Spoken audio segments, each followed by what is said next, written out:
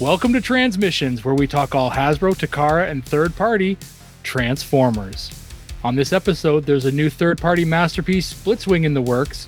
3-0 teases a traitorous new Transformer statue, and we've got more Rise of the Beast movie figure reveals.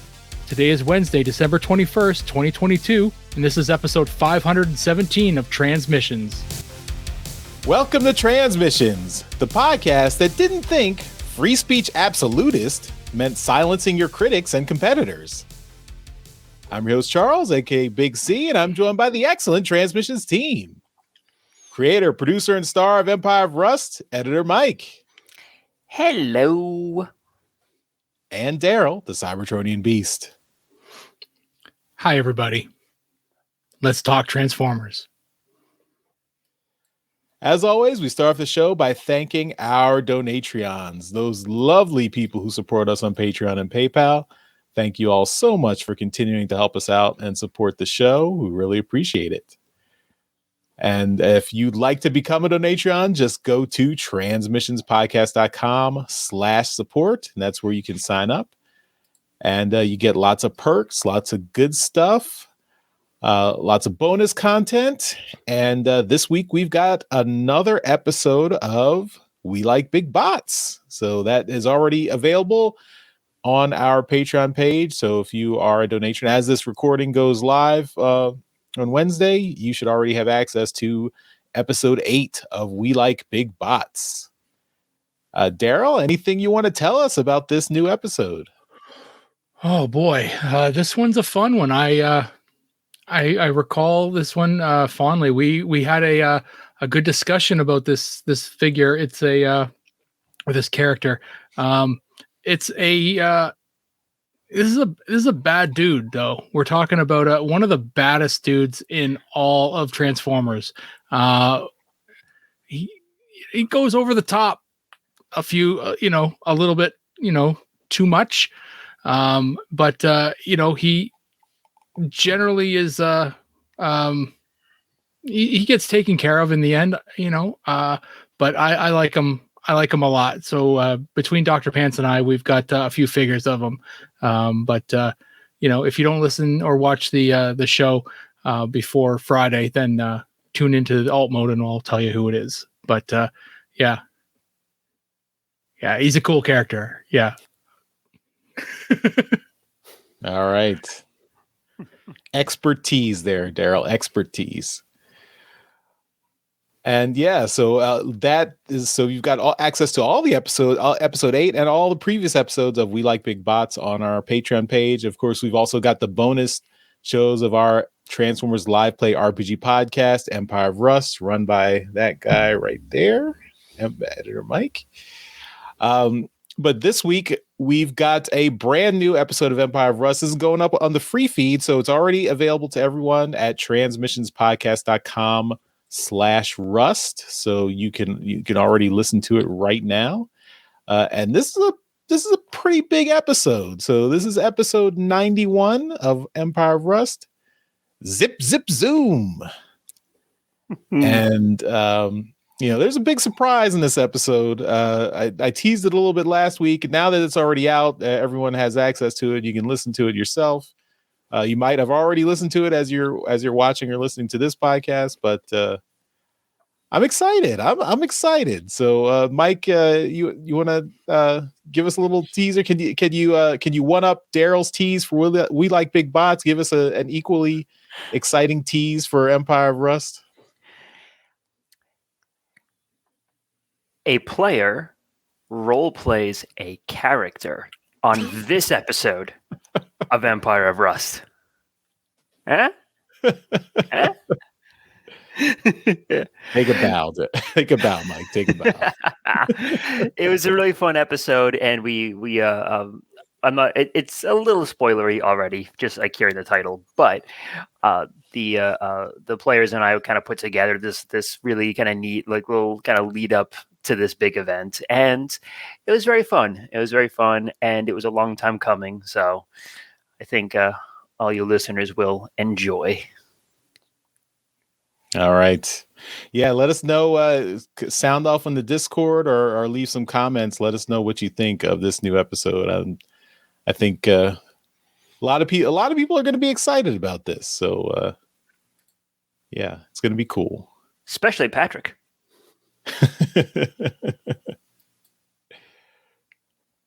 All right. As we get into toy talk today, we did want to mention this is our last regular show before the new year. So next week we're ending. Well, next week is Christmas. Are you recording for Christmas? Are we recording on December 25th? I'm not going to be there. You guys want to do it, you can, but I'm such a lack of dedication.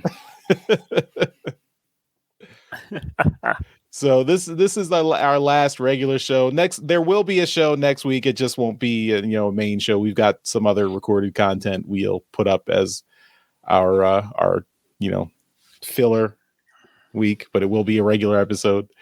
So look forward to that. But so happy holidays, Merry Christmas, Happy Hanukkah, Happy Kwanzaa, Happy Festivus, Solstice. I don't know, whatever.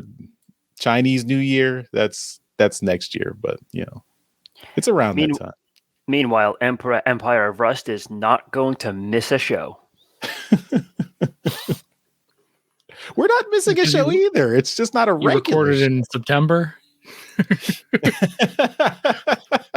August.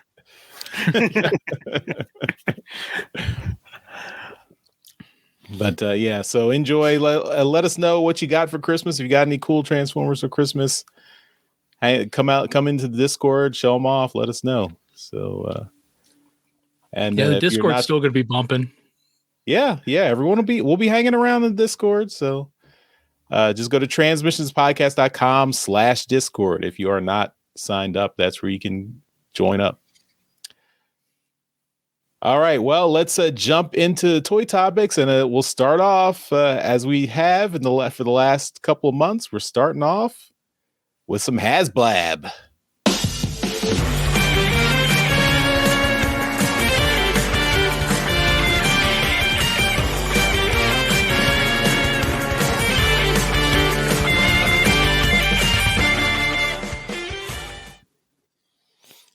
It's such a weird thing. If you're just listening to the audio show and you're not watching the video we're just bobbing our heads around to the music while it plays. It's so stupid.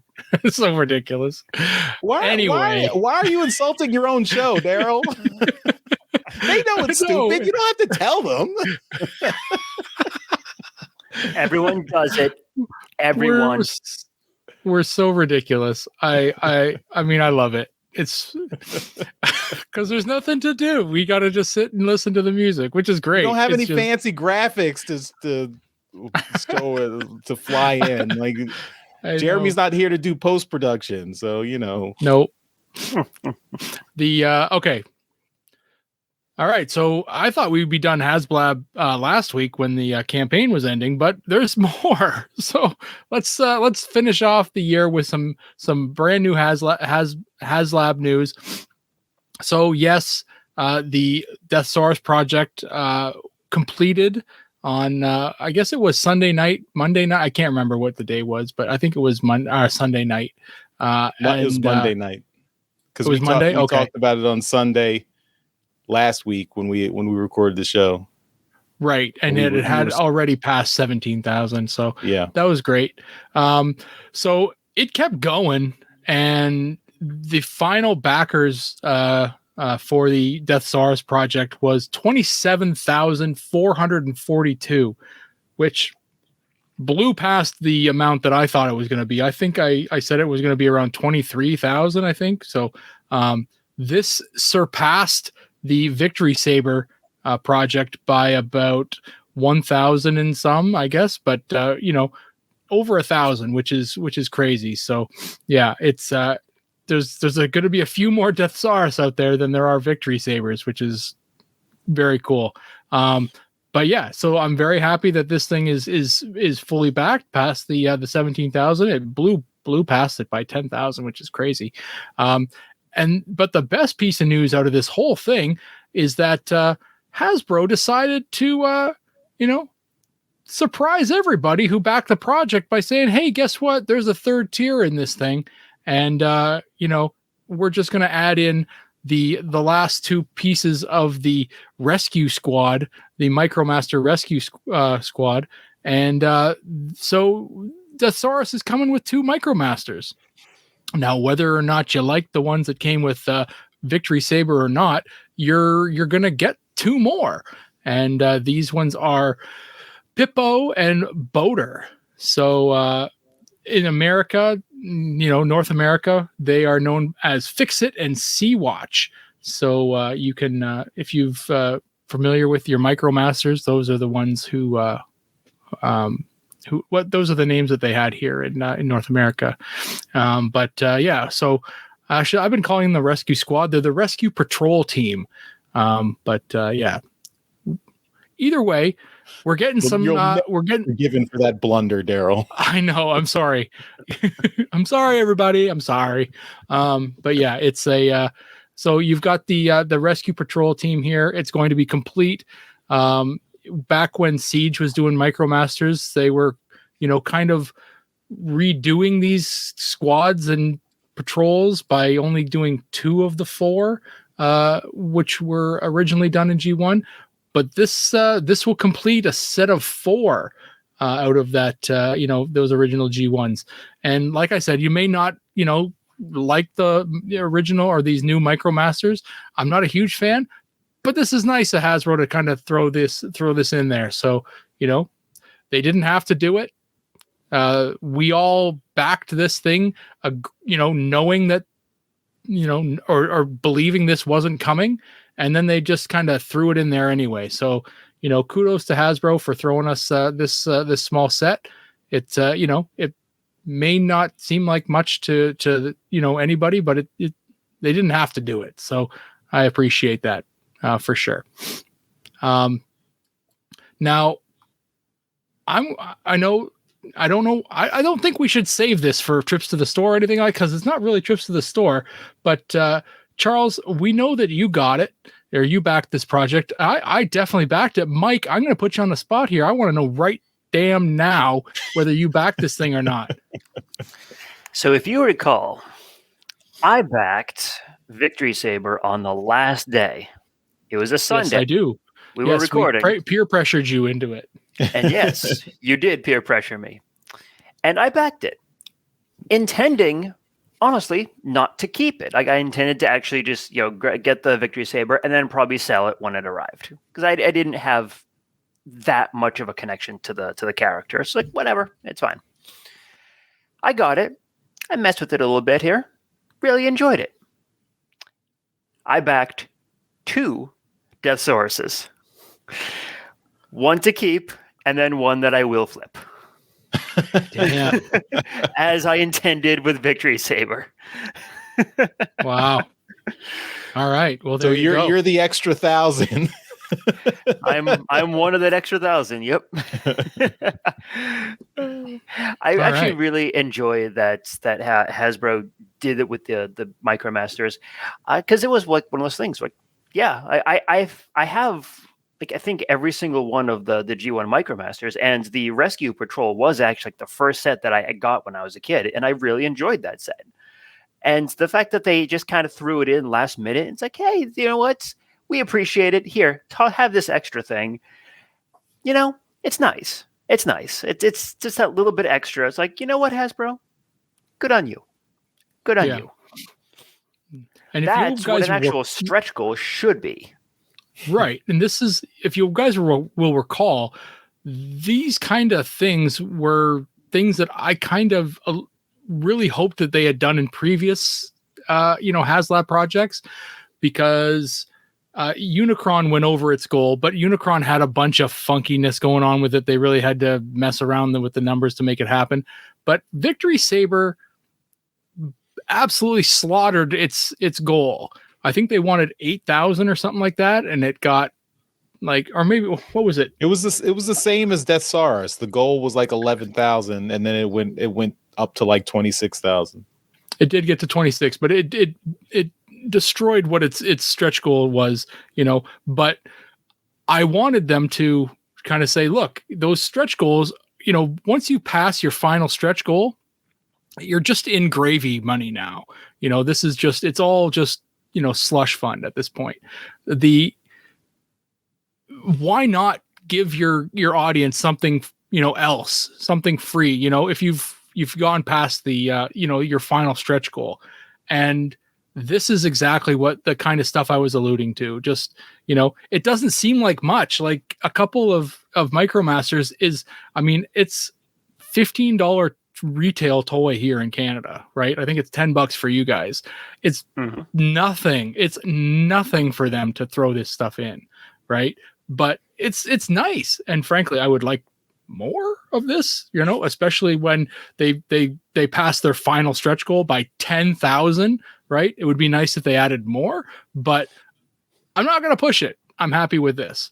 So yeah, I'm really happy that they did this. I'd love to see them do this kind of stuff again, more of this, but yeah, I'm really happy with the Desaurus project. I'm really happy that I backed it, and I look forward to it coming in. So I guess a year from now, who knows? But yeah.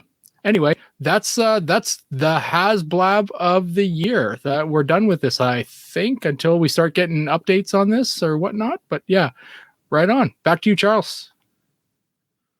Yeah, and I also think it's cool that they these are apparently new molds. Like they didn't release these previously in the Really? War for Cybertron line. Yeah. Oh, well, so, they're new molds, but the engineering is so similar to the other ones. Yeah. But development costs aren't going to break the bank here. No, it's yeah. You're not. They're not super intricate, but just the fact that they must have had like the rest of the rescue patrol on their release schedule and just fell off, and for whatever reason they didn't get a chance to release them, so they put them in here. So that's nice. Yeah. These are the kind of stretch goals I really, like these would be the really cool things to see. Yeah. Mm-hmm.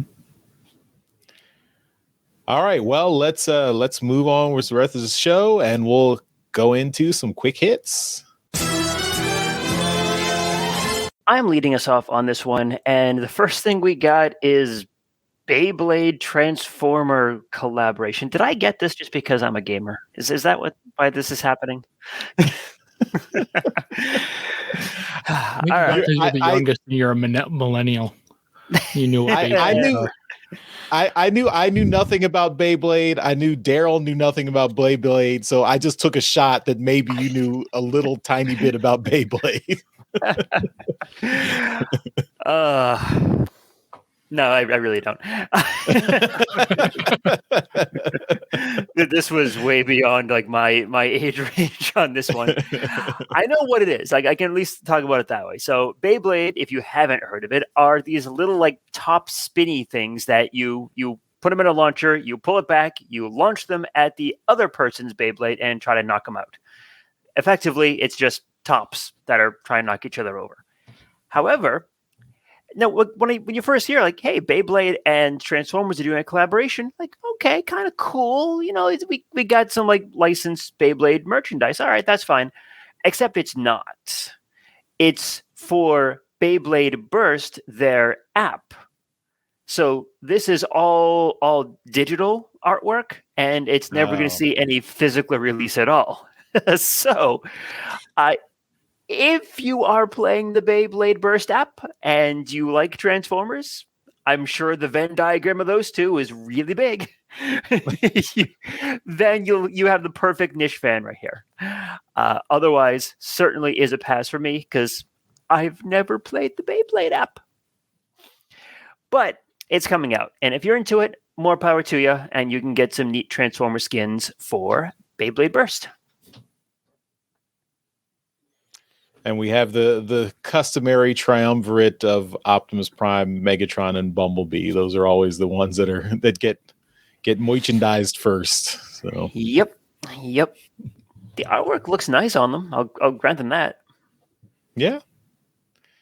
But yeah, no actual physical Beyblade thingies is kind of okay. What's the point? It's just like the The Battleship game, World of Warships. Did I get that right? Yeah, I think that's it. Yeah. So just skins on that. It's like, all right, cool. If you're into both of these franchises, go for it. If not, well, you're not really missing much. All right. Well, moving on. We've got our friends at 3-0 announced another super hyper detailed statue they're coming with. And if you are watching the video, you can see who it is. It's our good buddy Starscream. I think DJ Ronan's going to be happy. There's another Starscream available. Of course, these three. Well. Yeah, that's right. Apollo and DJ Ronan. Those are our Starscream friends here. So it's 3-0, known for their awesome, very high quality, high detailed statues, also high expense statues. So this is probably going to be a significant cost, but you can see just from the sketch what you're going to get here. This is a super high quality Starscream. And wonder if he'll have his crown and cape, his cape and crown, coronation kit as an accessory as well. Maybe we'll see. But this was just announced from 3-0, so we'll stay tuned. Might be coming in a little while.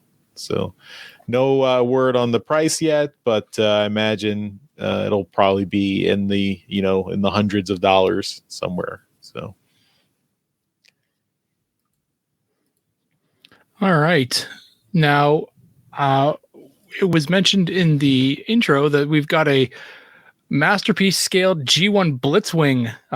We got pictures of a prototype of that figure. This is a character that's been done by a few different companies over the years, but this is a brand new company. At least I don't remember hearing about them before, but it's called Star Toys, and it's their ST01. So that would, make me believe this is their first figure.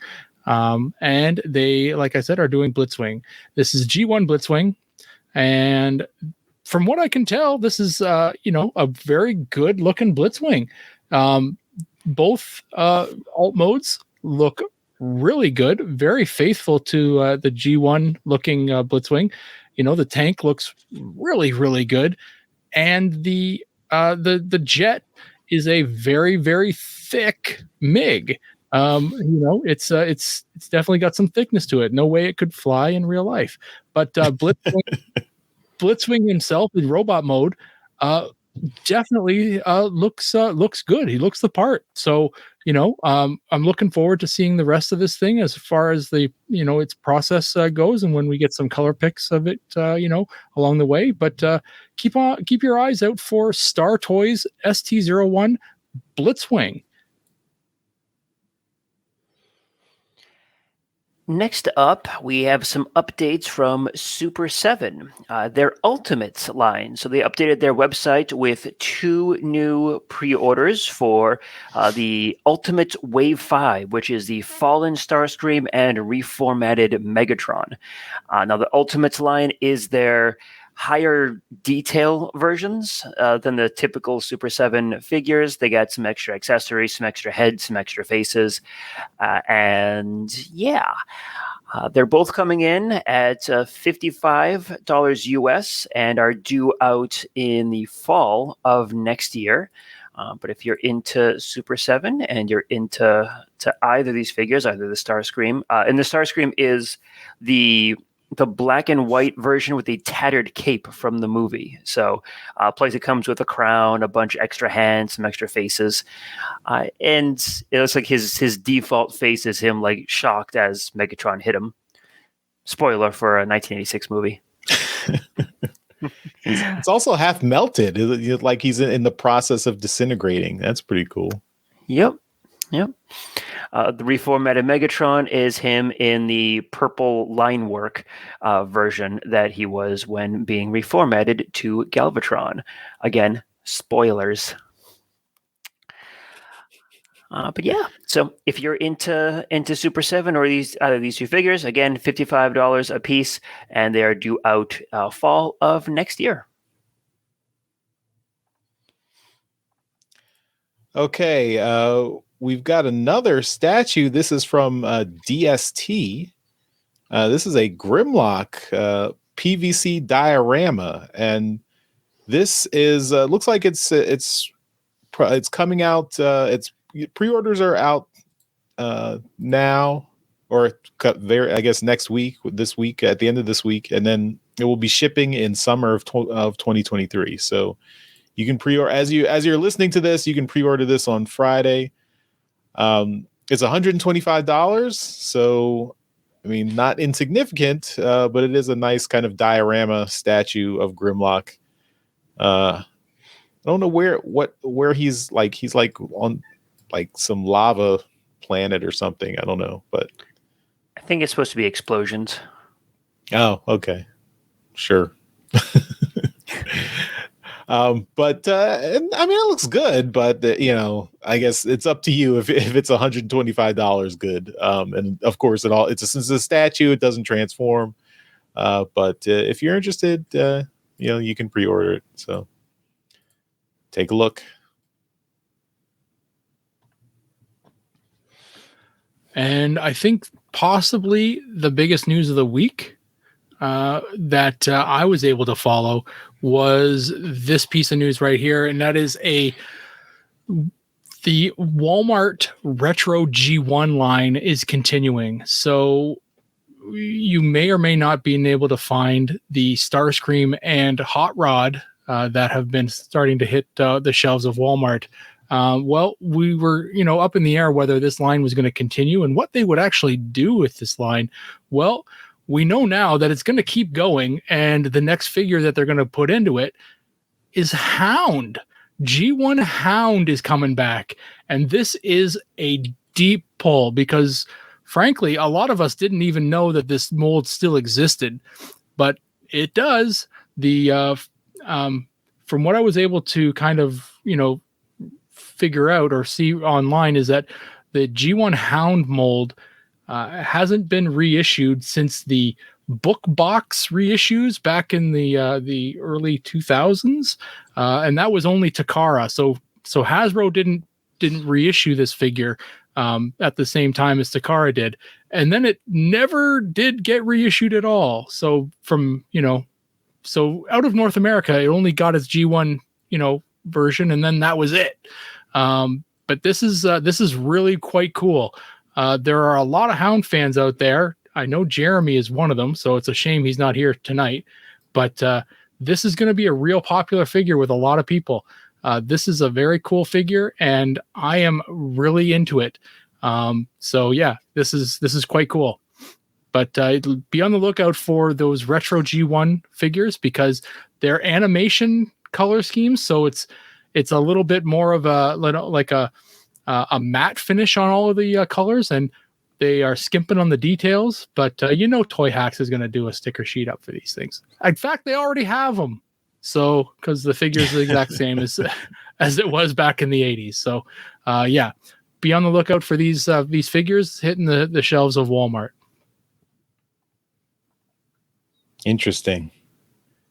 Yeah, I didn't think they were gonna continue this. So that's interesting, especially since this is not even a character that was figured prominently in the movie. So, yeah,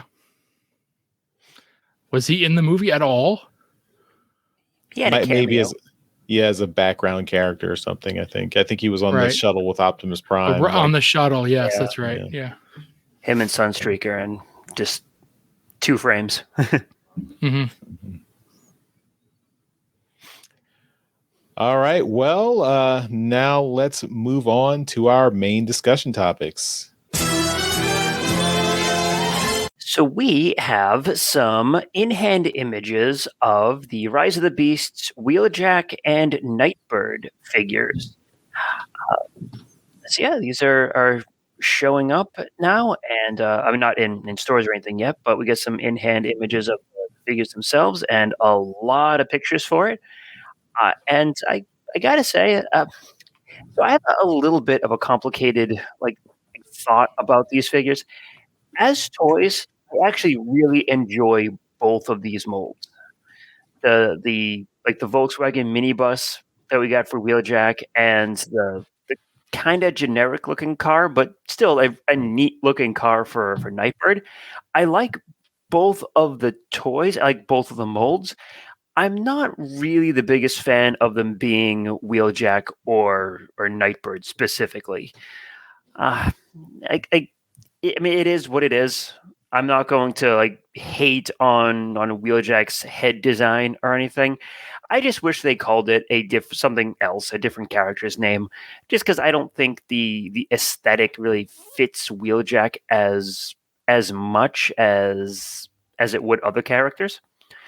Uh, but like I said, the actual toys themselves look really good. The molds look really nice. I really do love the look of Nightbird's car mode, and I do love the fact that we got like a little minivan here, like a mini bus for a Transformer. I don't think we've ever gotten one of those before, and I can just imagine the repaint potential for something like this.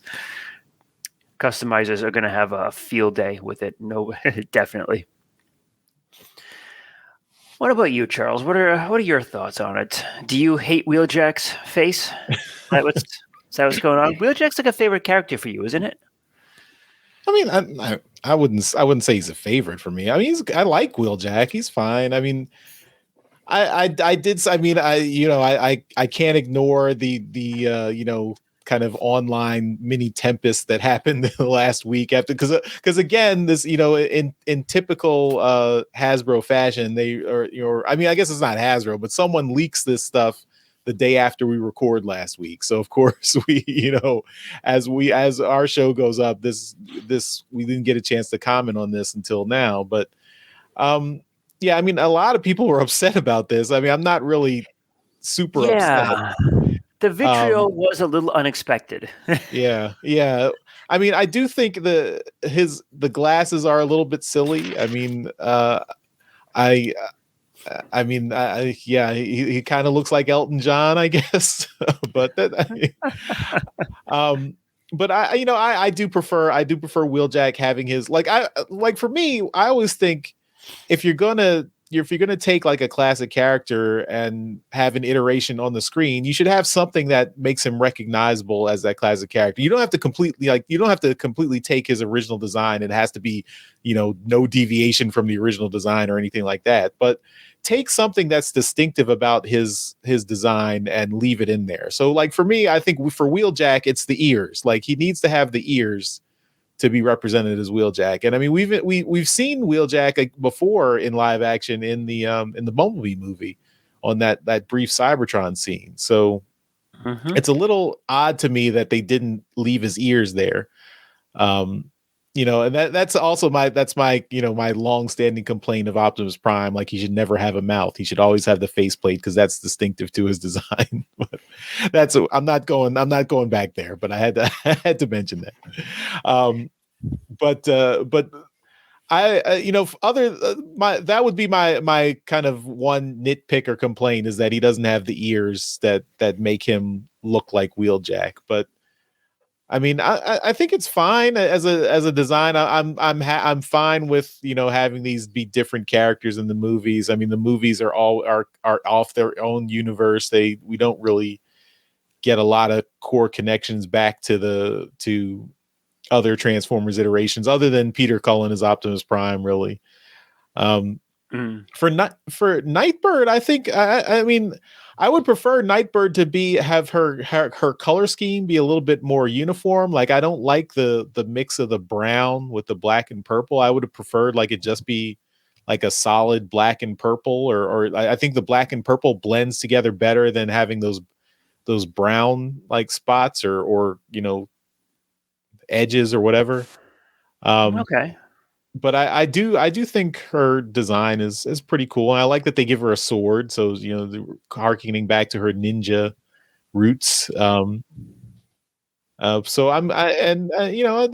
think it looks fine. I mean, neither of these designs are like awesome for me, but they're also not bad for me. I mean, and again, if these designs are indicative of what they're going to be on the screen in the movie, I'm happy that they're not like we're not going back to the Bayverse, very like spiky, alien, unrecognizable designs. So these are more kind of what I expect Transformers to be, as kind of smooth robots that turn into vehicles rather than kind of like abstract art that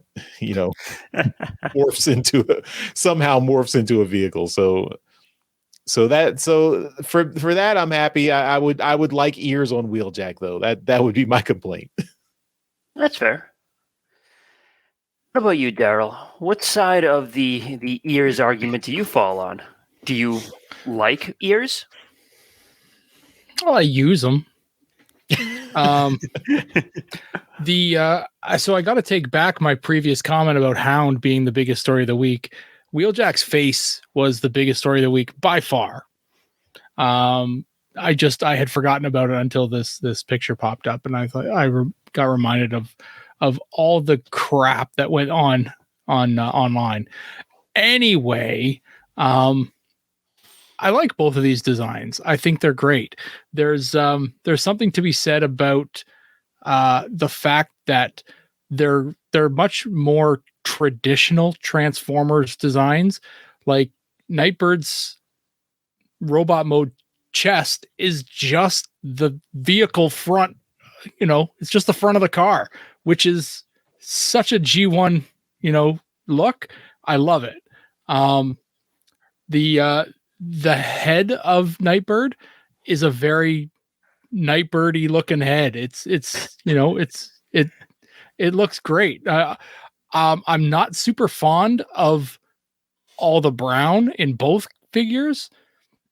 There was something to be said about the previous iteration of like Michael Bay movies where most of the characters were all some shade of gray, and they really didn't kind of deviate from that, especially on the Decepticon side. Some of the Autobots, a lot of them had, the main cast had a set color scheme, but a lot of the bad guys were all gray, and it was really hard to tell who was who, especially in an action sequence. This one here, it seems like gray seems to be, or sorry, not gray, seems brown is the color that they're going to. We've got pictures, and we can go to the one that we've I don't know, Charles, can you go to the one where the 4 leaked characters are? Because we've got the one that's got Air Razor as well. There it is. Yeah. And then you've got and that's just the Studio Series Hot Rod. So I think that Air Razor is the one from the Rise of the Beast. Yep. But yeah, so I mean, it's all brown. So there's at least some more brown in that line coming. But what can brown do for you? Can bore me. As far as their vehicle modes go, I love them. I think they're great. So the vehicle modes on both of these figures is really top notch, and I really do appreciate the look of both of them. I think that they have done some really great work in getting a really nice looking car for Nightbird. And like you said, Mike, the Volkswagen bus is just a great vehicle. And to introduce that into Transformers. And there has been buses before. I know that Cybertron, I think. No, it wouldn't be Cybertron. There was that one that kind of was like Ironhide looking thing. It was, but it's not Ironhide. I don't know what it was, but it was blue and red and white. Mostly Tow blue. Line from Energon. Was it Tow Line? That was a TV truck. Well, so is this one. Yeah. TV Pablo. Except that this thing is clearly like a retrofitted minibus. Yeah. What about Busatron, Mike? I know, right? So you'd get that, Daryl, if you actually listen to Empire Rust. I'm okay without the joke. The only bus transformer I've seen is this weird like fourth party transformer or generic changing robot thing. Oh, there's a KO of something. There's some piece of crap that I've got at the comic book shop that it's a piece of junk, but it's a bus. It's a full on city bus. Yep. But anyway, these figures look they look good. I mean, I'm really interested in taking a look at Nightbird when it becomes available. And Wheeljack. I mean, as far as Wheeljack's face goes, I don't care. It's just a generic character that, you know, I think more to the fact that this was an opportunity for Hasbro to use the name Wheeljack so that they didn't have to worry about it being taken or being used, like having to create another Wheeljack figure so that they had to worry about its name being, you know, used or taken away or something like that. You know, the legal thing. Where's our legal guy? Where's our business manager? It does make sense. So Well, you know, so they just used a name that they didn't have to worry about, you know, creating some, you know, actual Wheeljack thing. They're like, oh, we can just call him Wheeljack and that'll work. well, we just got a Studio Series Wheeljack from the Bumblebee movie last year that they put out. So they could have just taken that, adapted that design for this movie. They could have, but they had the vehicle in the movie. Like, you know, this had to be in the movie, right? They couldn't have this weird looking space sports car in the movie. They could have taken the head. They could have just transplanted the head on this body here. I'm sure we're going to see a bunch of like third-party companies do like a replacement head for him. I've seen some people try to Photoshop an actual Wheeljack head on here, and you know it looks like it'll work, but you got to think about the space, you know, that is allotted for this transformation. Yeah, and the ears you know the ears are going to mess it up. It's if you did something where they fold it in, you know, is there room for them to stay, like to pressure to be put on the ears to stay folded in so that they don't pop out and you'll never be able to get the damn thing on transformed again? You know, there's a lot of stuff that you don't think about. You just see it and you're like, that looks like shit. I don't like it. And you know, Hasbro should die. Like what, what, like settle down, fandom. It's just a toy. You know, you don't like it, don't buy it. But maybe there's a reason in the movie. Go see the movie in June, and then maybe you'll be like, oh, there's the reason why it's called Wheeljack. Okay. Settle down, everybody. There won't be a reason. Simmer down, guys. Simmer down. I tend to agree with you, Charles, but really, who cares? Call it whatever you want. You don't. No, you want to call it. You want to call him Goggles McGee? I'm fine with that too. There's a reason why it's a nitpick. It's not a substantial criticism. It's just, you know. I mean, it's not even a nitpick. The fandom went ape shit over it this week. This was a really big thing, right? It got to the point where I was upset at how upset everyone was getting because some person designed this thing. Somebody made it, and you know they saw some of this hatred, right? And they're like, well, I guess they didn't like what I did, right? So I just started feeling bad for the person who made this thing, right? No, and that's the thing. It's a nicely designed toy. Like it looks the vehicle good. Mode is cool. The robot mode is cool. I like the Elton John look. I think that's interesting. It's cool. They just gave him the wrong name. They just gave him the wrong name, and the fandom just went nuts on him. If they called him Elton John, everyone would love him. Rocket Man. Call him Rocket Man.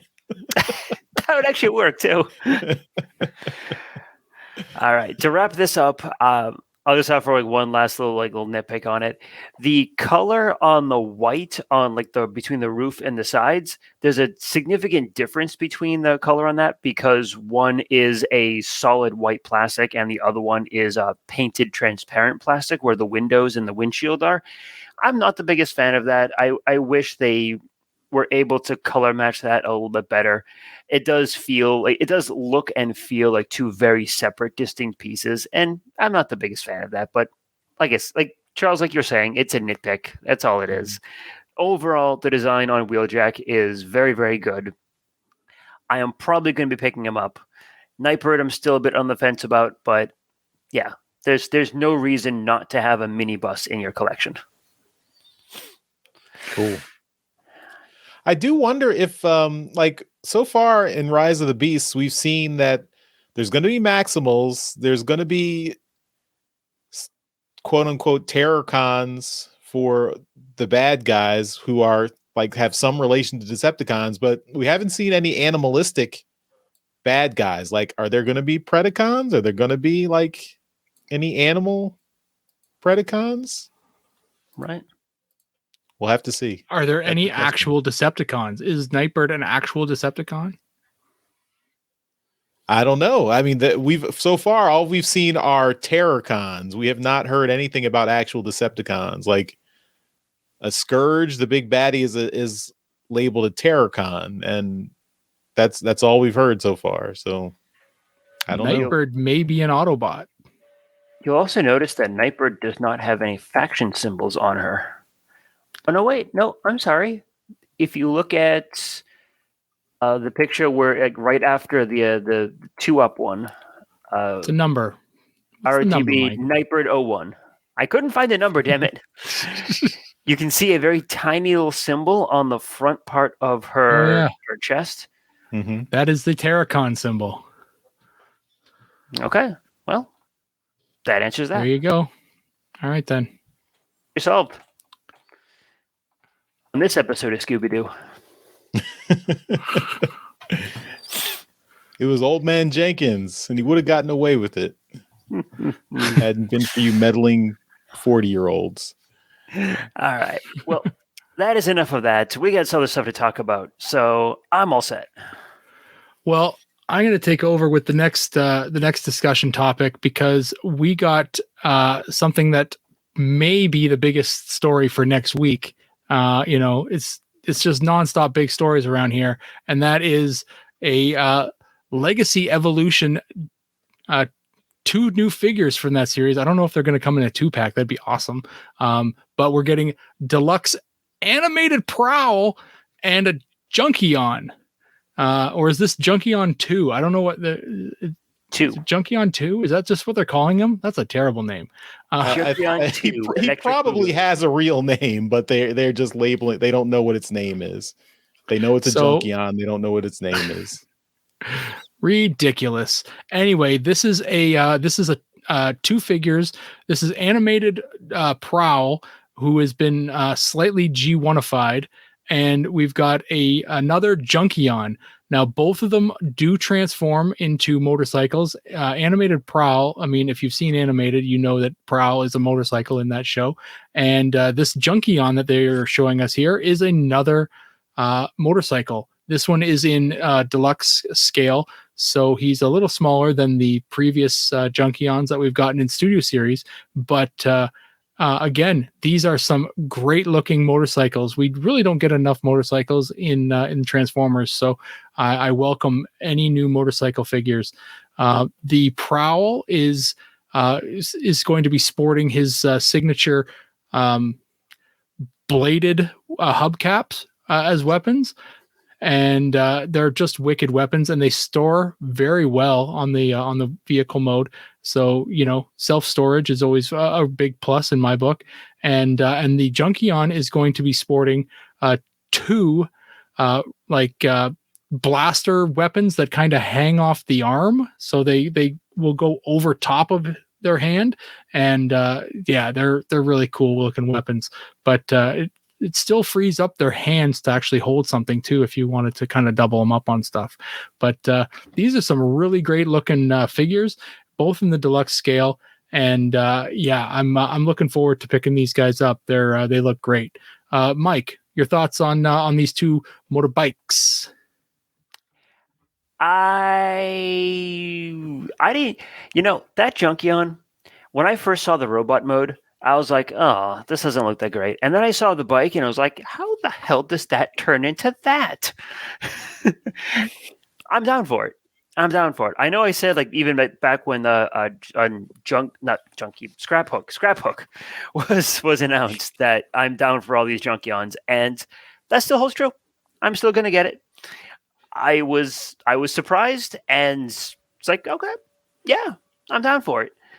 Prowl, a little bit more complicated thoughts on. I actually love the design of Prowl's body and the bike mode. I'm not the biggest fan of his head. That feels like the only thing they really like G1ified on it, and it's just unnecessary. Just leave it with the animated aesthetic on that. There was no point to adjusting his face. Like adding that little like crest chevron thing on his forehead. It's like you don't need that. You don't. Animated Prowl had a cool look just on his own. But yeah, it's a really nice looking figure, and kind of like the last story we talked about, the only thing I really have to complain about are nitpicks. These figures are solidly designed figures. I like them. Definitely getting Junkion. Nope, Junkion 2. I'll wait and see a little bit of maybe for some more images or for some in-hand thoughts on Prowl before jumping on him. Cool. Maybe a third-party company will come out and create an add-on kit for Prowl so that they can turn him into Samurai Prowl. That would be amazing. Be awesome. Charles, from what I understand, you are a big fan of motorbikes, but you tend to ride two of them at the same time, which is quite the feat. This is two motorbikes here. Are you capable of getting both of these at the same time? And if so, could you set up a figure to be riding both of them at the same time, a la how you tend to ride motorcycles? Pics or it didn't happen? Didn't happen.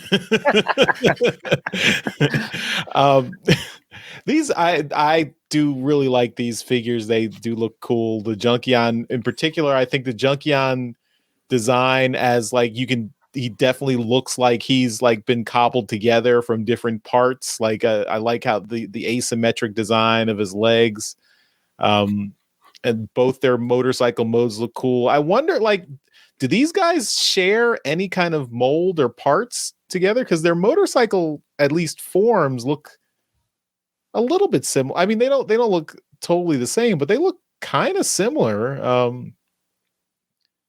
I mean, I don't know. They both look cool, and I would like to mess with both of these and see how these things look, how these things are in hand, how they transform. But I do think both of these look really cool. For me, I think the Junkion is if I have to choose one, I would pick the Junkion if I was going to buy it. I think the Prowl one is cool, but I think I'd probably prefer just to get the real animated Prowl rather than this update. So I think if I was looking for it to pad out a Transformers animated collection, I'd just look for the original figure rather than but I think it does look cool. Like it is interesting to see animated Prowl being quote unquote G1ified and having a separate like slightly different proportions. He's much more solid than kind of the lanky thin Prowl was in animated. But I still think I'd prefer the animated style than this style. But the Junkion looks very cool. I really like the Junkion. They're really kind of taken, like, I think with Legacy, they're building out the Junkion faction a little bit. Like, you got lots of different Junkion characters to work with. I wonder if this one is you can pull apart like Scrap Hook, and you can like mix and match them with the other Junkion figures. That would be cool. If you could repaint this animated Prowl into a different character that fit the aesthetic better, who would it be?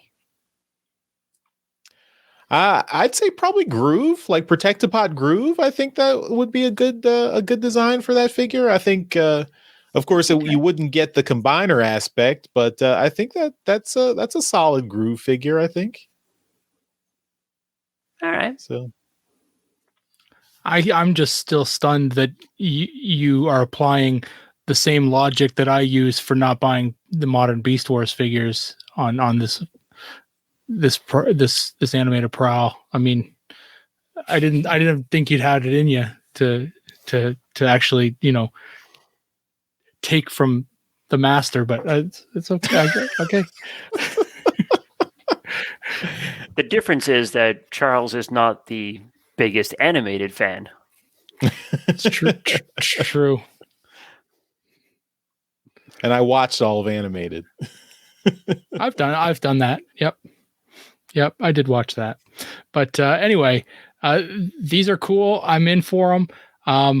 Did we get Junkion 1? Like, is that the truck one? I mean, is that something we're waiting on still? Will there be a Junkion 3? Yeah, it's supposed to be Scrapbook, isn't it? I don't know. I mean, they have teased other Junkions are coming. I mean, maybe Scrapbook is Junkion 1, but I think there are other Junkions coming because they're making like a little Junkion subline. And they all apparently can, at least I remember on the stream, they talked about like being able to pull them apart and mix and match them. So I don't know if all the Junkions are going to do that, but be very cool. Maybe. I want to see a big, huge Junkion combiner kind of thing going on. Be great. Yep.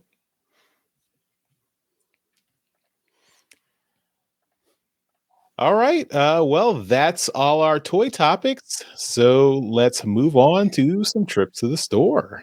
The Transmissions Podcast will return after these messages.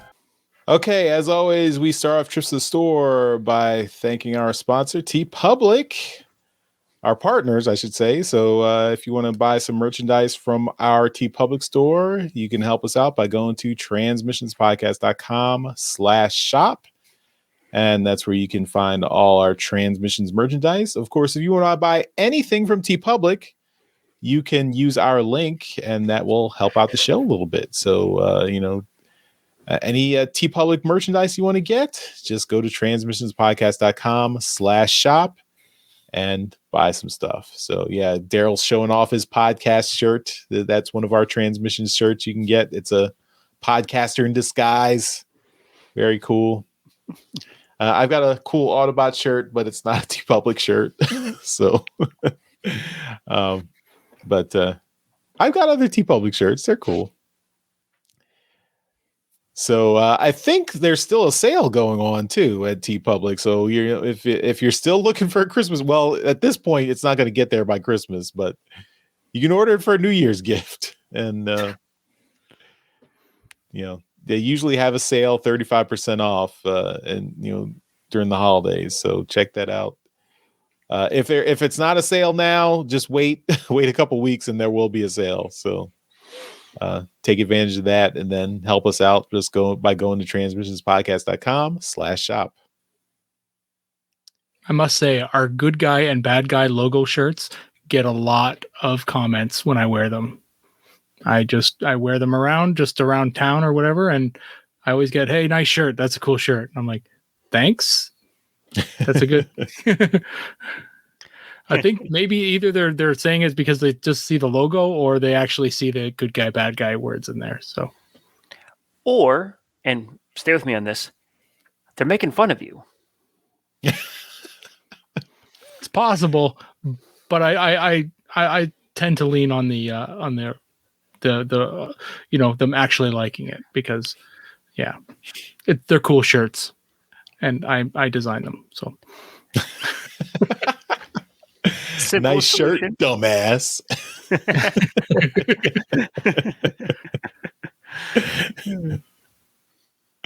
But you can be super cool if you pick one up at our transmissionspodcast.com/shop. Okay, now let's show off the stuff we got this week. And we're going to start it off with Daryl.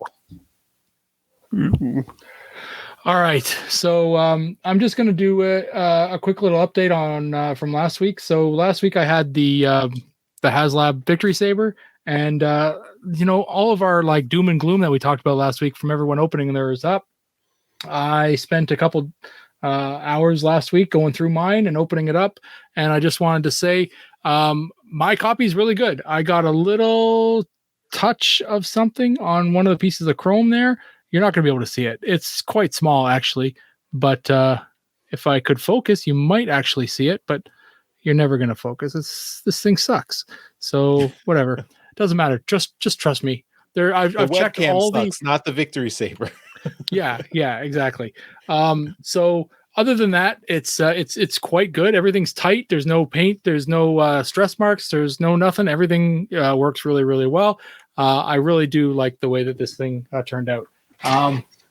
Also, because Jeremy was such so much against it, I checked out the MicroMasters as well, and mine are actually quite good. So I feel bad for Jeremy now. But all the joints on mine are really quite solid. So yeah, they hold together really well. As far as new stuff this week, I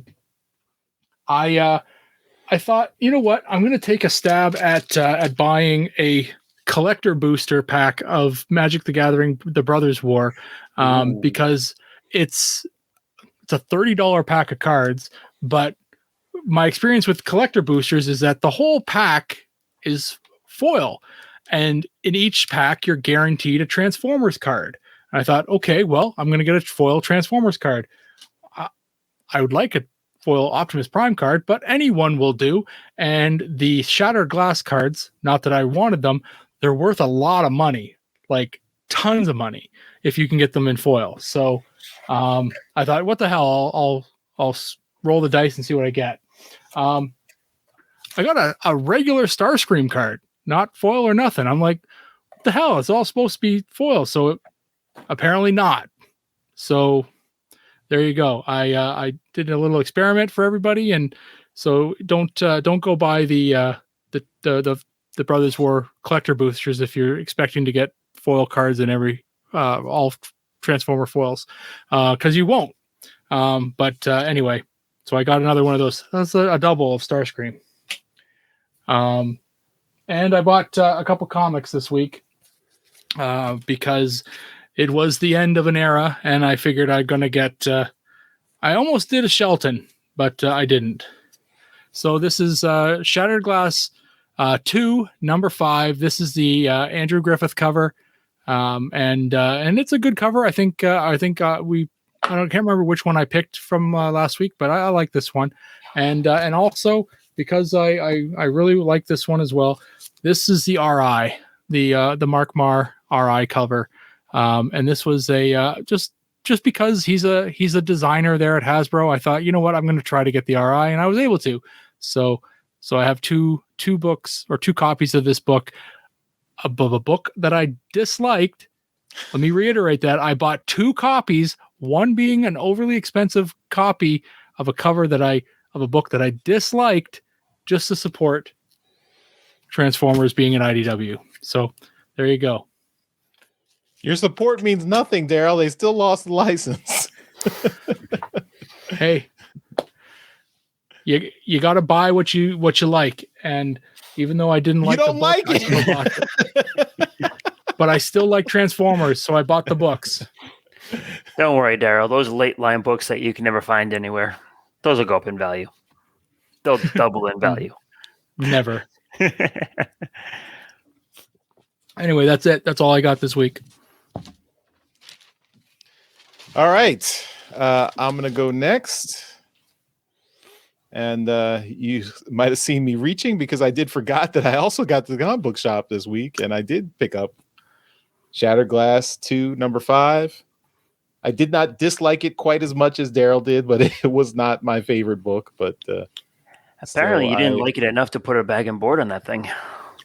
Well, Charles doesn't bag and board his books anymore. I'm behind that. I gotta take care of that. But yeah, pick that up.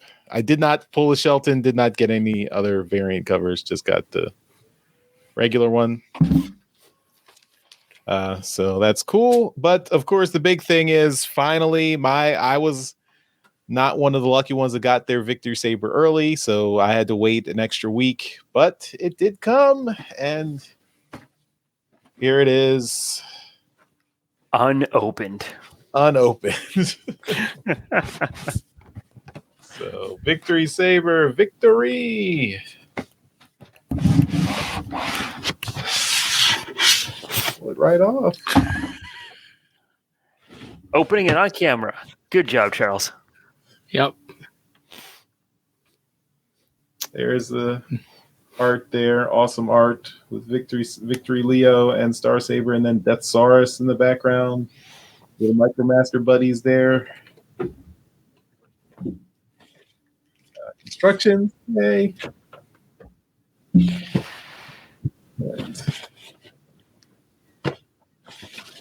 let's turn it upside. Yeah, there's accessories. Let's see what's behind the accessories. And here they are. Charles, why are you missing your Victory Leo?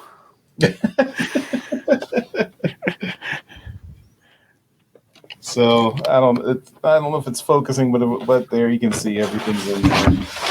Are you missing are you do you have any scuffs on your chrome there while you're staring at it? Not that I can see, not that I can tell. They looks pretty good. But yeah. So I'll have to play around with this sucker. But Good for you. now just gotta wait for Deathsaurus. Open them both at the same time. I'll set my my goal for this break is to mess with it, play around with it, and then we'll come back in the new year and show it off. So maybe. Crossing fingers. All right. That's what I got. So let's move it over to Mike. So I got a couple of non-Transformer things to start with. I also picked up the same Gargoyles comic that Charles picked up last week. Nice. Come on. Did not pull a Shelton on this one.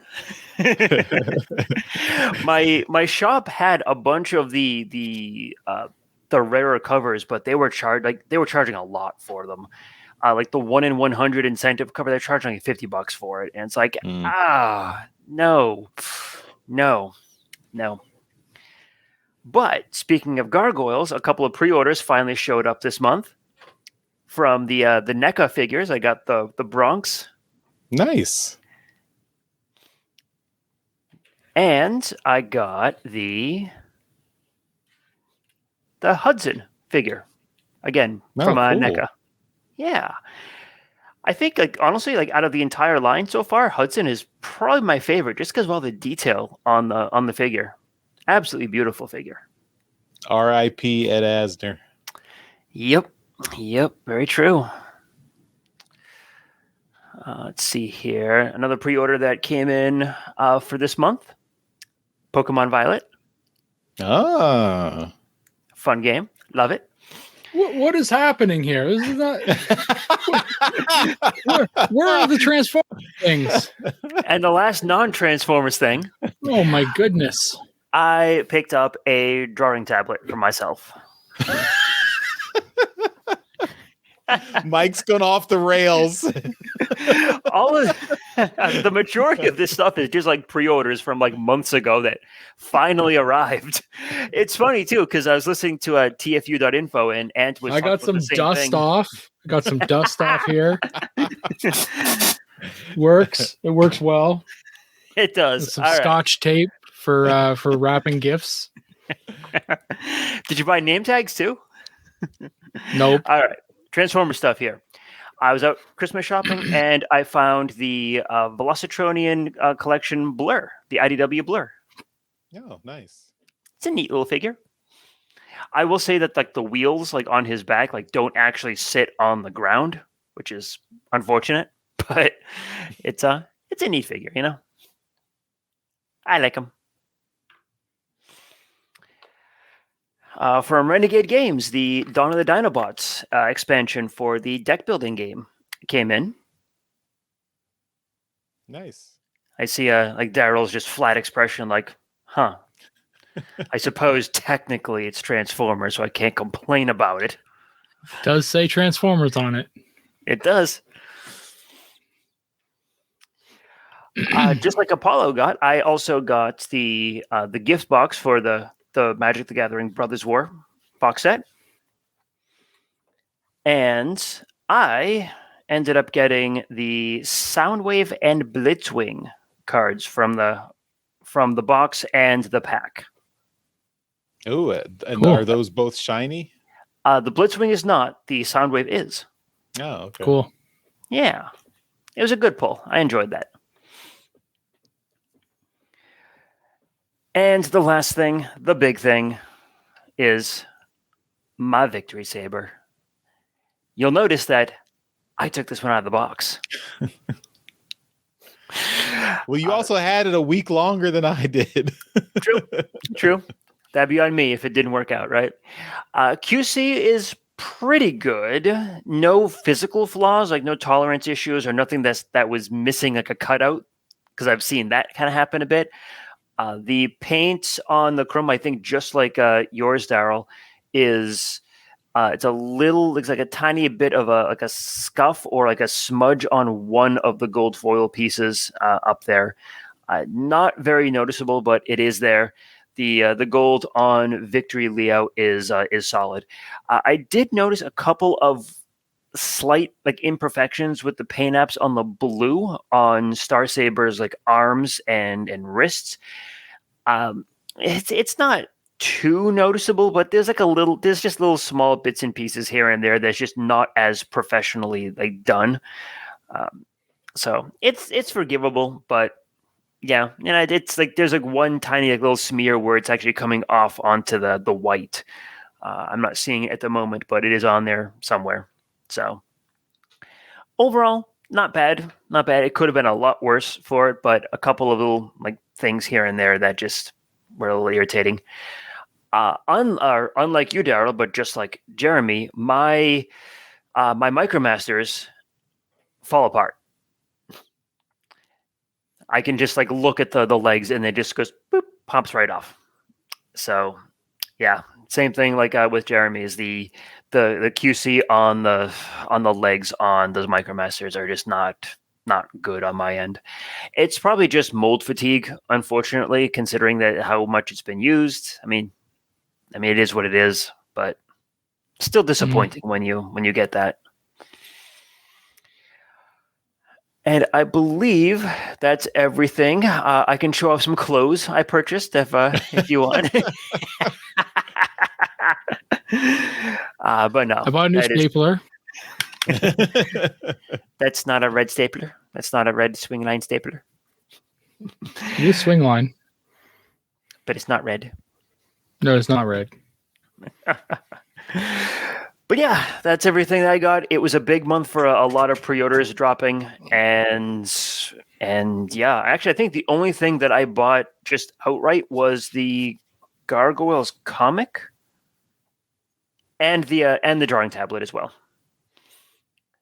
Other than that, yeah, this was the month of pre-orders, and I'm happy for it. It's a nice little Christmas gift to myself from Past Mike.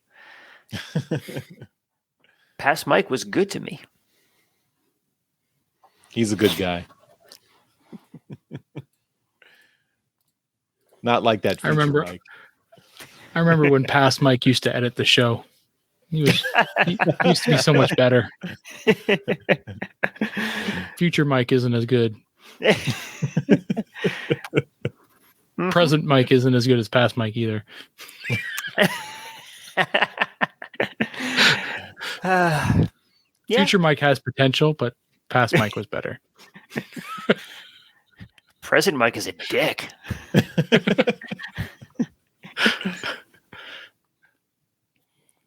I hope you're not expecting me to refute it or anything. I don't. So I think Daryl was trying to shame you back into editing the show. I don't think it's working. Yep. All right. Got to be honest with myself, you know? Let's transition away from these awkward topics and move on with the rest of the show. So that's it for our trips to the store this week. We now return to the Transmissions Podcast. Okay, and we're going to finish up the show with some feedback. So we did get, I did want to just mention there were lots of jokes in the Discord about how we said in the last episode we were thankful that Hasbro's crowdfunding finished up before we recorded the show. Of course, then they dropped the surprise tier on us, and it blew past its goal. So that was, everyone had a good laugh at that, including us. And shout out to Decepticreeps and Clint because we talked to them last episode, and they were grateful for getting the shout outs last week. So we were happy to do it, and thanks for hanging out with us and hanging around. Hope you're enjoying the listening, and welcome to the party. So now we did get a comment from episode 516 last week when we talked about Battle Trap. So the new Rise of the Beast figure Battle Trap. This comes from Nathan. Nathan says nobody picked up on Battle Trap not being a duocon, although he looks like the Road Trap part. Do you think maybe they're doing like the other Studio Series Triple Changers and having two molds for essentially one character? So I'm going to guess that Battle Trap is not going to be a triple changer in Rise of the Beast. I mean, we have no information either way, but I'm going to guess it's not a thing. I think they just took Battle Trap. Like, I think similar to what Daryl was mentioning with Wheeljack, they took Battle Trap just to reuse the name and nothing more. So I don't think you're going to get any kind of the duocon history in or like duocon origins of Battle Trap in Rise of the Beast. I mean, that's my speculation. But yeah, I mean, we should have mentioned it. We should have called that out when we talk about Battle Trap, because that is supposed to be a duocon, but I don't see the duocon aspects getting called out in the movie line. So just my speculation. We see Battle Trap in the trailer, and it looks just the same as he does in this in this mold. It'd be interesting to get another triple changer, but personally I hate it that they do that they produce two figures for one character. So I mean, just because they make him a triple changer in the movie and are seemingly unable to make triple changers in real life anymore, that drives me nuts. If you can't actually make it a triple changer in real life, don't make it a triple changer in the movie. Make two characters, right? Mm-hmm. So anyway, I think like Charles said, it's probably just the them reusing the name just to have it continue on. And duocons are not triple changers, so those are two different things. So a duocon, we'd need two separate vehicle figures that combine into a robot. So that's a totally different thing. And I definitely don't see that happening in Rise of the Beast. People already complain about there being too many Transformers in the single movie. Like, so many characters you gotta give screen time to. I don't think we're introducing the concept of two vehicles that combine into a robot. That's probably too much of a deep pull for the live action mainstream movie. So,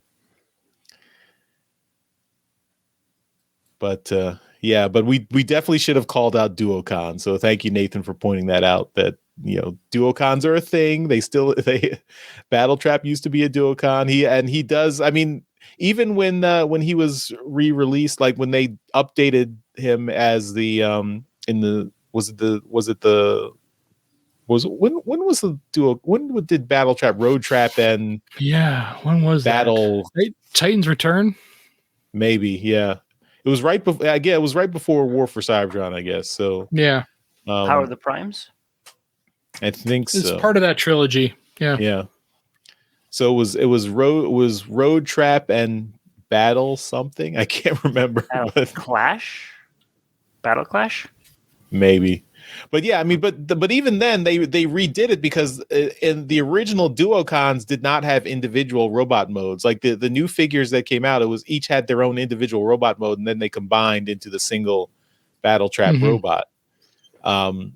and that was new for the original Duocons didn't do that. And then I think even with the flywheels that came out in the War for Cybertron Siege line, he didn't do that. He didn't have individual robot modes for his 2 vehicles. So correct. You know, just two separate vehicles that combined. Yeah. So this is probably the most discussion any Duocons have had in a long time. So, but yeah, thanks Nathan for pointing that out, and thanks for your comment. So, if you'd like to leave us feedback, just go to transmissionspodcast.com/feedback. That's where you can leave us voicemails, send us emails, and of course you can hit us up on all our social media. All the different places. We're still on Twitter. We're not super active on Twitter, but we're still hanging out there until we get banned for criticizing Elon Musk or something. So, whatever. So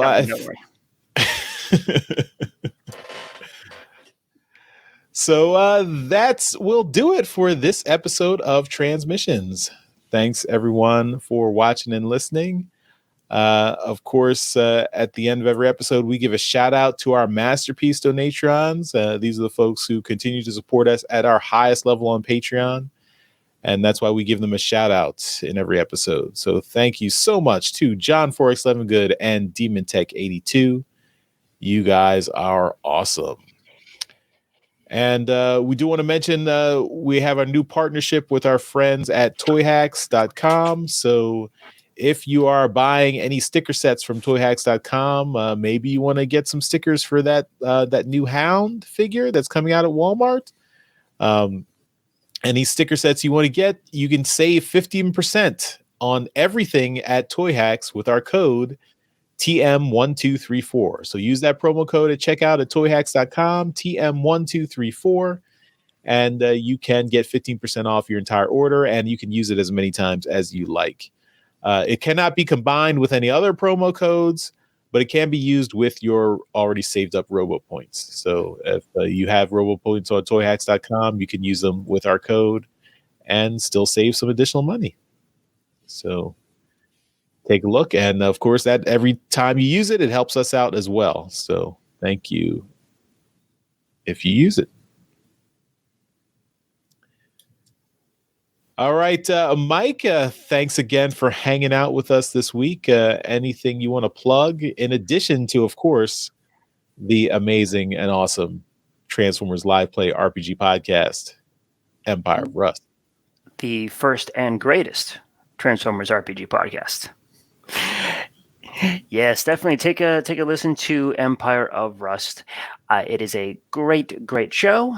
We'll actually be doing some new stuff in the next month or two with the Essence 20 system from Renegade Games, and having maybe a couple like one shots or some guest stars over to do some new content for that. So look forward to that coming up in the future.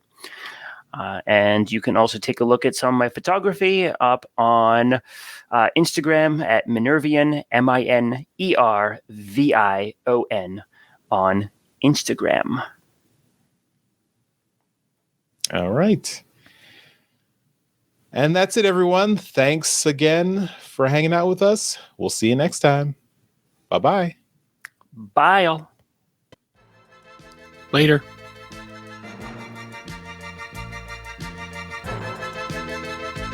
Thank you for listening to this episode of Transmissions. If you'd like to join the conversation, travel to our Discord channel at transmissionspodcast.com/Discord. Want some cool transmission swag? Feast your eyes on our transmissions gear at transmissionspodcast.com/shop. If you'd like to support our podcast, go to transmissionspodcast.com/support or tell your friends about our show. We'll see you next time.